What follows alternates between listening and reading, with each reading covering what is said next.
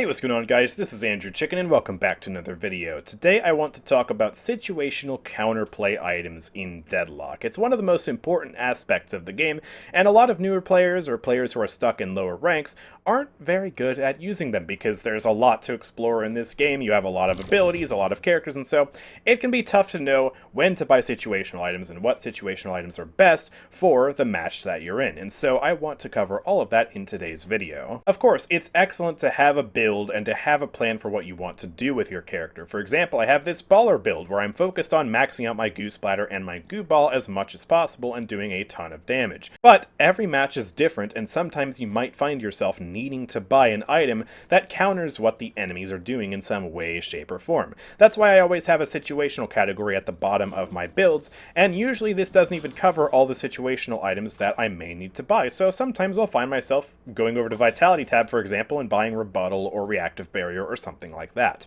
So it's very important to know what counterplay items are good and when you should be using them. It's one of the best skills of a higher rank player. And this video is just going to be covering the basics of counterplay items. This isn't going to go through everything. There's a lot of nuance when it comes to counterplay items. These are just some general rules of thumb and generally good items that you should be buying when the circumstances are correct. So yeah, if you have other tips for more niche situations or more advanced tips for counterplay items, make sure to leave them in the comments section down below. So up first, let's talk about early game situational items. These are items that you'll want to buy to help you win your lane. And the items you go for are going to depend on what enemies you're laning up against.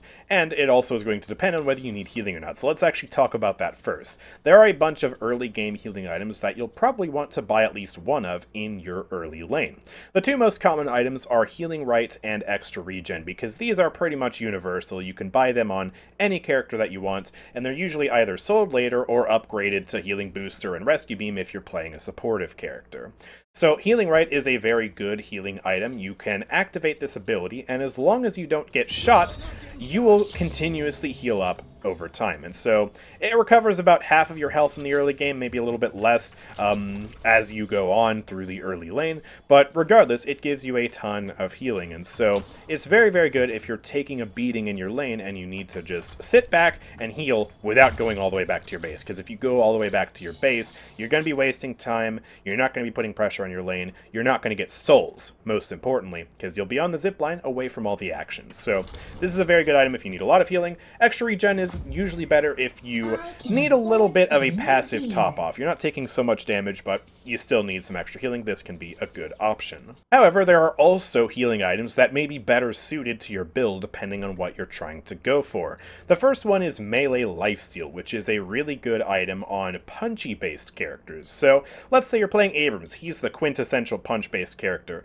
You're probably going to want to buy this item because you're up close and personal, you're punching the enemies a lot, and this will give you 100 healing if you hit a hero. And it'll also boost up your melee damage even more. You get 12% melee damage from this item, so it is really good on a character like Abrams or Viscus with a punch-based playstyle, or anyone who just does a lot of melee damage. However, if you're playing more of a gun-based playstyle, you might want to go for Restorative Shot instead. This gives you 40 healing if you hit a hero every 6 seconds, and 15 healing if you hit an NPC or an orb. And it also gives you quite a substantial amount of weapon damage in the early game, because it gives you 8% weapon damage just passively, but it also gives you additional weapon damage from investments. If you spend 800 souls on a weapon item, then you will get 7% weapon investment, just like this. So really, this item is giving you 15% extra weapon damage, which is actually quite good. And you get the healing on top of it, so this can be a great option if you're playing a gun-based playstyle instead. And if you're playing a spirit-based playstyle, where you're able to consistently hit the enemies with spirit damage, then Mystic Regen can be a very good option. This gives you more powerful health regeneration than something like Extra Regen, but you have to be able to hit the enemies with spirit damage. And it also gives you more spirit power from spirit investment. You get 6 spirit power from buying this item. So this is good on characters that can consistently do spirit damage. If you're playing Lady Geist, for example, she has very low cooldowns and a very easy time hitting enemies. This is a great item on her. Or Shiv with his consistent daggers, Infernus with his fire damage. A lot of characters like that will really love this item, but if you do less consistent spirit damage, you have longer cooldowns and it's easier to miss your spirit damage, then you might want to go for something more reliable instead. Now let's talk about some of the most common early game counterplay items. These are items that you want to buy depending on who you're laning up against. First of all, we have the tier 1 item Rebuttal. This is great if you're up against a bunch of characters that love to punch. Let's say you've got Abrams and Yamato, or Calico, or Viscus on the enemy team. Well, Rebuttal can potentially be a good idea if you notice that they're throwing hands a lot. This gives you two very powerful things. First of all, if you successfully parry an enemy hero, you will heal yourself for the damage parried and deal that damage back to the enemy who tried to punch you, which is already very good. But also, while they are parried and stunned, you'll be able to deal 50% more melee damage for the next 6 seconds. So you stun them, and then you wail away at them, and these punches do a lot of damage. So yeah, I have this guy parry me, and then I do big wallops of damage to him, and I return that punch damage back to him. So it can be very good against those characters. But also it's good for a second reason. You get -2 seconds of parry cooldown. One very common technique that Abrams and other characters will use is to bait the parry. They'll charge up a heavy melee attack, but then they'll swerve at the last second, and basically force you to use your parry, because you think they're going to hit you, but they don't actually proc the parry, and your parry goes on cooldown. So if they're baiting parry consistently, this gives you your parry cooldown back much faster, and so you're able to parry them again. And it can be especially brutal because, you know, if they bait the parry, then they're just going to start wailing away at you repeatedly, usually. And if you get that parry back faster, then you could potentially surprise them with that parry much quicker, turn the tide of battle in your favor. So, very good item against punchy lanes, but you usually have to actually see the situation for yourself and see how quickly they're throwing hands and how tactfully they're trying to use their melee before you decide to go for this item. Next, we have the survival options in the tier 2 category. These are situational items that I end up buying a lot. There are 3 really big ones here: reactive barrier, weapon shielding, and spirit shielding. These all give you barriers based on certain trigger events. So first up we have Reactive Barrier. This is the one I buy the most often because it automatically restores 1 stamina and gives you a barrier when you are movement locked, stunned, chained, immobilized, or slept. So there are a lot of crowd control events that will proc this item, and this can be very good if you're up against multiple people on your lane that can actually activate this item. So let's look at a few examples. Mirage with his Tornado will movement lock you. That'll proc Reactive Barrier. Haze's Sleep procs Reactive Barrier. Dynamo's ult procs Reactive Barrier. Abrams' Charge, Bebop's Hook, Paradox's Ultimate, Mo and Krill's Ultimate. All of these things will proc this Reactive Barrier, and there are a ton more. So if both of the heroes on your lane can stun you or proc Reactive Barrier in some way, it can be a very good item. And even if there's only one character that can do it, if they have a very powerful displacement tool, like Bebop's Hook or Paradox's ult, it might still be worth it to use that because it gives you so much extra health. 338 barrier is a really big deal in the early game. That's, I mean, without any other, or actually with 2 vitality items here, it's still almost half my health. So it is very, very good in the early game, and it also has very good spirit scaling, so if you're playing a spirit-based character, you're going to get even more barrier from this. Spirit shielding and weapon shielding are a little bit more niche, especially weapon shielding I really don't buy nearly as often as spirit shielding, but both of these can protect you against early game bursts of damage. This will basically cause you to gain a barrier when you take significant spirit damage from enemy heroes in a small time frame. So if you take 150 spirit damage, then you will proc this barrier, get 400 barrier, and it does also scale with spirit power, so you can potentially get even more.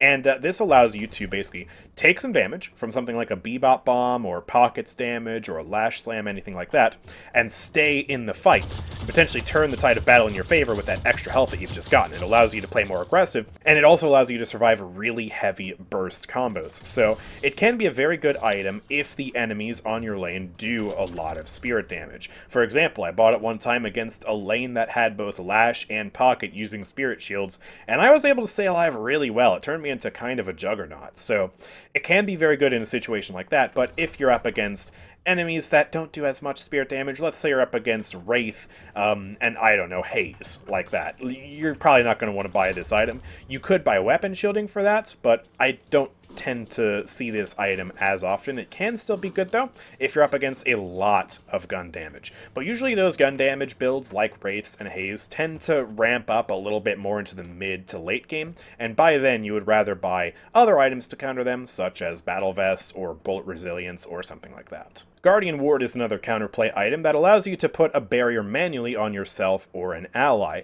It gives you less barrier than these other ones, but you can apply it before the damage hits you, and you can basically control when you want this item to activate, and it also gives a very powerful movement speed boost. I generally tend to buy this item more so on support-based characters and use it on my teammates that want to go in. Let's say I have a Lash on the team who wants to slam in, or a Warden who wants to change the world with his ultimate. Well, I can put the Guardian Ward on them, and you'll notice that the cooldown is reduced by half when cast on someone else, so it is more of a supportive-based tool. But that can be really good to enable your teammates to have a boost when they go in. And it can also be used for saving their skin if they get in over their heads, so that's also very nice. We also have two more supportive items here. We have Rescue Beam and Healing Nova. Healing Nova can give you and your allies generally just a lot of healing in the early game, and the healing it gives you scales with the amount of boons you get. So as you level up throughout the match, you can get more healing on this. But the much more popular item nowadays is Rescue Beam. This scales much better into the late game because it heals you based on a percentage of your max health. So as you get more and more health, this gives more and more healing. And it also is really good on supportive characters because you can pull someone to safety. So, if this guy, this test dummy, is in danger, I can put the Rescue Beam and just yoink him back to me. It's really good if you're playing a support on a lane or against a team with a lot of displacement abilities, again, like a Bebop hook or a Paradox ult, because, you know, they swap your teammate into danger, you can pull them back to safety, you can heal them. It's a very good item, but again, more of a support-based item. You're not going to buy this on every character, but it is very good. Now, before we move on and talk about one of the most important counterplay aspects in Deadlock, I want to remind you that if you've been enjoying my videos and if you found them to be helpful, make sure that you subscribe. It's a really great way to support the channel, helps boost my videos in the algorithm, and it also helps you stay up to date on all the videos that I am producing. So, would really appreciate it if you would consider subscribing. But yeah, with that being said, let's get back to the video. We've talked about healing a lot, so now let's talk about anti-healing, which is a very, very important aspect of counterplay to grasp. There are a lot of characters in this game that can heal themselves or others, like Kelvin, McGinnis, Abrams, etc. And so it's important to buy anti-healing against those characters, and it's also important to buy anti-healing for a lot of the powerful healing items in this game. A lot of characters that do a ton of damage with their weapons and abilities make use out of items like Bullet Lifesteal, Leech, Vampiric Burst, Infuser, and so having anti-heal for that is a very important thing. And there are many different ways you can apply it using the item store. The first and most common source of anti-heal in the early game is Healbane, which is an item that allows you to apply 35% healing reduction for 8 seconds if you hit an enemy hero with spirit damage. So this is really consistent, and it's really good in the early lane if you're up against a bunch of big healers. Let's say you have a Mo and Krill Kelvin lane, which just sounds so unfun to play against. You can buy Healbane against them, and you will have a much easier time killing them. And it's really good on characters that have consistent spirit damage output, or if you're just building for spirit naturally. So, if I'm playing my Goo Ball or Viscous, I'm probably going to want to get anti-heal with Healbane for my Goo Splatter and my Goo Ball. And it's really, really good on someone like Infernus or Lady Geist, etc., someone who can do spirit damage just so consistently. So yeah, this is by far the most common source of anti-heal in the game, and it's a good thing to keep in the back of your mind for those heavy healing comps. However, there are other sources of anti-heal, so let's run through the most common. Toxic Bullets is an anti-heal item that is more suited to gun builds, especially characters like Infernus and Mirage, who like to apply debuffs with their weapon already. This applies a 30% healing reduction and also a percent-based bleed that'll do more damage to enemies if they have more max health. So this can be a very good item, but it is more expensive. It does also give you a lot of weapon damage from investment, as you can see. I go from 7% up to 20% just by buying this one item. Whoa, that's crazy. So yeah, that is very good for gun-based builds. And then we also have Decay, one of the best items in the game, quite frankly. It is very similar to Toxic Bullets, but in many ways more powerful. It applies a 40% healing reduction, which is fantastic, and it also applies a percent-based bleed similar to Toxic Bullets. However, this bleed will actually scale with spirit power, so just by buying the item and having one more tier 1 spirit item, I'm already doing more percent-based damage with this item than I am with Toxic Bullets. And it's also very easy to apply. It's an auto-aim thing. You just press the button, it goes to the enemy, and for all of that duration of that DOT, they're taking a ton of damage, and they're also not healing as much. So it is a very good anti-healing item, especially for more spirit-based builds. Finally, we have the big chungus of the anti-healing items, and that is Spirit Burn, which is an excellent anti-healing item for just shutting down healing if you're playing a spirit build. And that's because this item requires you to deal 500 spirit damage to the enemies within 5 seconds. And if you do, it'll cause them to explode, hitting them and everyone around them with this burning effect. It'll do a set damage over time, but more importantly, it reduces their healing by 70%. That is ridiculous. It is a very powerful anti-healing effect, and so if you're playing a big spirit build, this is a really good item to get. I strongly recommend it if healing is a problem. There are 2 more anti-healing items, and those are Inhibitor and Crippling Headshot, both of which reduce healing by 30%. They're very expensive, and they also are more often bought for their other effects. In Crippling Headshot's case, it's bought for the damage reduction, right? The reducing enemy resistances. And for Inhibitor, it's bought because it reduces enemy outgoing damage by 35%, which is very powerful. But both of these do also have anti-healing, and so you can work it into your build, and you don't necessarily need to buy Toxic Bullets if you plan on buying Crippling Headshot anyways. So now, let's talk about some active items that you can use to counter the enemies. Active items are a little bit scary if you're newer to the game, because you already have so much going on. You have the abilities of your own character, you have the abilities of the enemies that you're trying to counter. You have all these different mechanics like farming and stuff. So it really is just overwhelming. But trust me, it is absolutely worth it to learn how to use active items in this game because they are so important for counterplaying the enemies and making your build work. So there are a few very good active items that you can use to counter the enemies in a more aggressive way. Slowing Hex is by far one of the best early ones that also scales really well into late game because it just is so effective. So this will slow the movement of the enemy target by 20%. They move slower and they also dash 30% less distance. So already fantastic. But the main reason why you get this is because it silences movement-based items and abilities. So against an aggressive character like Calico, you can basically shut down most of their kit for a few seconds because Calico is heavily dependent on her movement abilities, the Leaping Slash, Ava, and also even her ultimate. As you can see, if I make this guy mimic me and then throw the Slowing Hex out, yeah, I can't use my ultimate, or my cat, or my Leaping Slash. You shut down 3/4 of her kit for 3 seconds by using this ability. So it is very, very powerful against a character like Calico and any other high mobility characters that rely on using their movement abilities to attack you, or reposition, or do any number of things. Next we have Rusted Barrel, which can be very good against gun characters. It's super cheap, only 800 souls, and it reduces their fire rate by 35%. So if Haze or Wraith or somebody like that is assaulting you, this can be good. It's not purchased as much as something like Slowing Hex in the early game, and that's because, again, most gun builds take a little bit longer to ramp up, and by then there are better counterplay options. But one other notable thing about Rusted Barrel is that it does upgrade into Disarming Hex, which can be very good against someone like Haze or Wraith later into the game. It completely disarms them for 4 seconds and also reduces their bullet resist, but the main thing is that Disarm is very nice for making it so they can't really use most of their build unless they buy Debuff Remover and counter it, which is something we'll get into later. Knockdown is another excellent counterplay item because it stuns the enemies after a delay of 2 seconds, and the stun duration is increased against airborne targets. So there are 2 big reasons why you would want to buy Knockdown. The first is, yeah, to deal with those flying characters like Great Talon,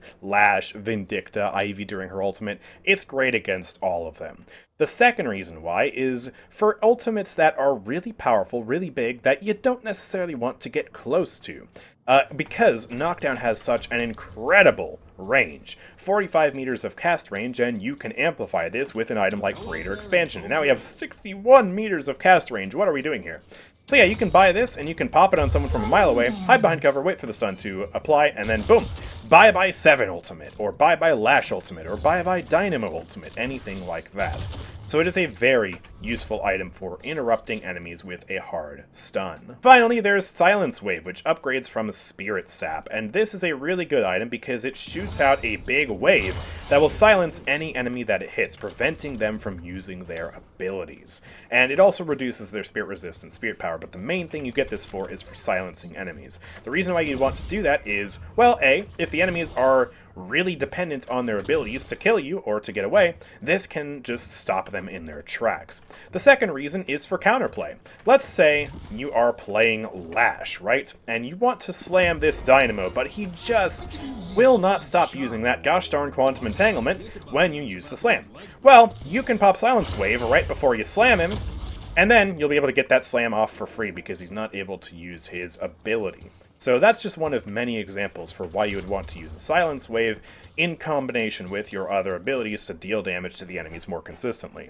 The last reason why you'd want to use this is to stop the enemies from getting a very big, power spike that can turn the tide of battle. Let's say you have Lady Geist on the enemy team, and you're getting her reasonably low, but you know that she has her ultimate, which will swap her health with yours. Well, if you want to disable her from using that, then you can just silence her, and then you have a 3-second window for you and your team to focus her and kill her before she can actually use that ultimate. So it's very good for isolating targets that have these big power spikes, like a Yamato ult or a Lady Geist ult, and destroy them. Just make sure you call it out to your team or make sure you have enough damage to actually finish them during that time window. Now let's talk about one of the most important items in the entire game, and that is Debuff Remover. This item is incredible because it counters all kinds of debuffs and stuns and crowd control with just the works, including all of the items that we just mentioned here in this section here. Because yeah, these all count as debuffs that you can remove with Debuff Remover. So yeah, you can buy this item, purge any non-ultimate negative effects that are currently applied to you. If Infernus has his damage over time on you, you can debuff remove that. 7 puts his stun on you, you can debuff remove that before it actually hits you. Same with Bebop's bombs. Same with all of these negative effects here. You might be saying, well hold on, wait a minute. What about Silence Wave? Doesn't that prevent you from using abilities? Well yeah, it prevents you from using your core 4 abilities right here, but it doesn't do anything in regards to items. You can still use items with the Silence Wave. So yeah, Silence Wave, I'm silenced, but look, I can still debuff remove it. Just like that. It silences item usage, like if I buy Cold Front as well, I can get silenced, but I can still use my Cold Front. I can still debuff remove. So, yeah, it doesn't silence items, and that means Debuff Remover is a great way to counter the Silence Wave and many of the other situational items that I just described. So yeah, I cannot understate just how good this item is. If you're looking at the enemy team and you see a lot of characters with debuffs that you can remove easily, like Infernus, 7, Bebop, etc., this is amazing, and you should pretty much just buy it immediately. Okay, maybe not immediately, but you should buy it when the opportunity is right, because it will absolutely turn the tide of battle against those characters. Alternatively, you can get Unstoppable, which is a fantastic item for characters that are looking to go in and dive comps that have a lot of CC, or for big channeled ultimates that you don't want the enemies interrupting. This makes you immune to negative status effects and crowd control for 5 seconds. So you can just buy Unstoppable, and then you can Lash ult or 7 ult or anything like that with impunity. Wow, look at that. The enemies cannot stun me out of this. So if the enemy comp has a lot of crowd control, or you see that the enemies have a lot of items like Knockdown, then you can use this and you will be immune to all those effects. It is a very powerful item. On the flip side of the Unstoppable coin, we have Curse, which is another phenomenal, aggressive, active item. This allows you to curse an enemy and just destroy them with crowd control. You interrupt whatever they were doing. You silence them, you disarm them, and you prevent item usage for 3.25 seconds. This is basically a better version of Silence Wave for one target in particular, but with a much longer cooldown. And that's because it cannot be debuff removered, it cannot be countered pretty much in any way, unless a teammate comes in to help that ally who you've just cursed, or they popped unstoppable beforehand. So you can use this to absolutely demolish someone with many of the similar use cases as Silence Wave did previously. So this is another really, really good item. Finally, let's talk about some miscellaneous items that you can use to counter various effects and stay alive. Counterspell is a pretty fun item if you have the fast reflexes and parry skills to use it. This will cause your next parry to protect you from the damage and effects of enemy abilities and items. So you can use this against telegraphed attacks. It's actually really good against Lash, because Lash is super telegraphed. He uses his grapple, you can see it coming, you can see that triangle of the slam, and know that the damage is about to come, and also his ultimate, well, it plays a loud sound effect, it has very loud visual effects, it's really, really telegraphed, and so if you time your parry accordingly, you can avoid the damage from the slam, or avoid being scooped up by his ultimate. You just have to time it properly. It's a very skill-based counterplay tool, but it is very, very good against Lash or other telegraphed effects like Wraith's ult, for example. Metal Skin is an amazing counterplay item versus Haze in particular, as well as other gun characters, but mainly it's just Haze is like the big use case for this, because if she ults you, she's doing a ton of bullet damage. And Metal Skin makes you immune to bullets for 4 seconds. So you can just pop Metal Skin and try and get away from that ultimate. Although it does actively penalize your movement speed and dash distance, but still you can pop Metal Skin, and then you can try and just escape like this without taking very much damage at all. Spellbreaker is phenomenal if you're taking big bursts of spirit damage. It gives you really good spirit resist and debuff resist passively, but also if you take an instance of high spirit damage, 150 or more, it'll be reduced by 75%. Most of that damage will just be gone. So against bursty spirit-based characters, this is one of the best items in the game for staying alive. On the flip side, we have Juggernaut, which is a really good item against gun characters as well as characters that have a lot of movement slows. This gives you 50% slow resist, it makes you move 2 meters per second faster, it gives you melee damage reduction, and also it causes it so that enemies that shoot you have their fire rate slowed. So this is actually quite potent because, let's say Wraith shoots you with her gun. Her fire rate is reduced by 40% for the next 4 seconds. If she then shoots another teammate of yours, she's still going to have that fire rate penalty for the next 4 seconds, so it's a way to reduce the damage that the enemies deal not just to you, but to the rest of your team. Very good on tanks, and very good against characters that have a lot of slows. And I've kind of forgot to mention this earlier, but if you are on a lane with a lot of characters that have slows, like Kelvin and Warden, Enduring Speed can be very good against that because it reduces the effect of enemy movement speed penalties. And it also gives you more movement speed, which is always a very nice thing to have. Fleetfoot is very similar to that too, but it is an active ability, and so you have to basically time that with the enemy slows in order to get that slow resist, but it is more powerful, so more potent but less uptime. But yeah, that's gonna do it for this video on how to use counter items in Deadlock. And this is just the basics. There are definitely some things that I left out, but they're more advanced and more niche, and we're already well over time for today's video. This is a long one, oh boy. So, yeah, if you have any other tips for counterplay in Deadlock when it comes to the item store, make sure to leave your thoughts in the comment section down below. I always love to read those because, hey, maybe they help me out, you know? There's still a lot I have left to learn about this game, but also it's going to be very helpful for any new players or low-ranked players that are watching this video. So, would really appreciate it if you would do that. Also, if you found this video to be helpful and you enjoyed, make sure to drop a like and subscribe for more videos from me. And with all that being said, thank you guys for watching. I will see you all next time. Peace out.